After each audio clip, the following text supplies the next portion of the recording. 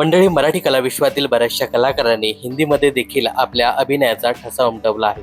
मात्र अनेकदा हिंदीमध्ये काम करत असताना ॲसेंटची समस्या उद्भवते. असाच एक अनुभव लोकप्रिय मराठी अभिनेत्री सुषमा मुरुडकर हिने देखील सांगितला आहे. सुषमा मुरुडकर सध्या झी मराठीच्या कमळी या लोकप्रिय मालिकेत रागिनी महाजन म्हणजेच अनामिकाच्या आईची भूमिका साकारते. नुकतीच अभिनेत्रींनी राजश्री मराठीला एक मुलाखत दिली. यावेळी मराठी एसेंटमुळे एका हिंदी मालिकेच्या सेटवर तिला अपमानित व्हावे लागले होते. याचा एक किस्सा तिने सांगितला आहे.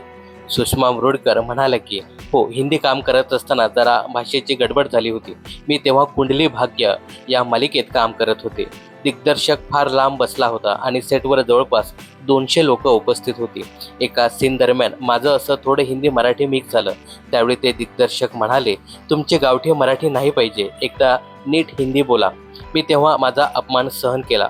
फक्त ओके सर एवढंच उत्तर मी त्यांना तेव्हा दिलं होतं. पुढे अभिनेत्री म्हणाली की त्यानंतर मी जेव्हा पुढचा शॉट दिला तो अगदी परफेक्ट झाला. त्यामुळे हिंदीत काम करताना अनेकदा भाषेच्या एसेंटचा प्रॉब्लेम होतोच, कारण आपण अगदी सहज एखादा संवाद बोलून जातो. पुढे अभिनेत्री म्हणाली की मी यानंतर बऱ्याचशा हिंदी मालिकांमध्ये काम केलं. त्यानंतर माझं हिंदी परफेक्ट झालं आणि मराठी भाषा बोलण्याची पद्धत थोडीशी वीक झाली. पण हिंदीवरून जेव्हा मी मराठीत आले तेव्हा मला एकाने सांगितलं होतं, तू मुक्याची भूमिका उत्तम करशील, तुला मराठी स्पष्ट बोलता येत नाही. पण त्या मालिकेचा निर्माता खूप चांगला होता. त्याने मला सांगितलं की पेन्सिल घे, असे प्रयत्न कर. मग मी निर्मात्याने सांगितल्याप्रमाणे सुधारणा केल्या. पुढे अभिनेत्री म्हणाली, जेव्हा अशा घटना घडतात तेव्हा मी म्हणते I am the best, I am the best, मी करू शकते.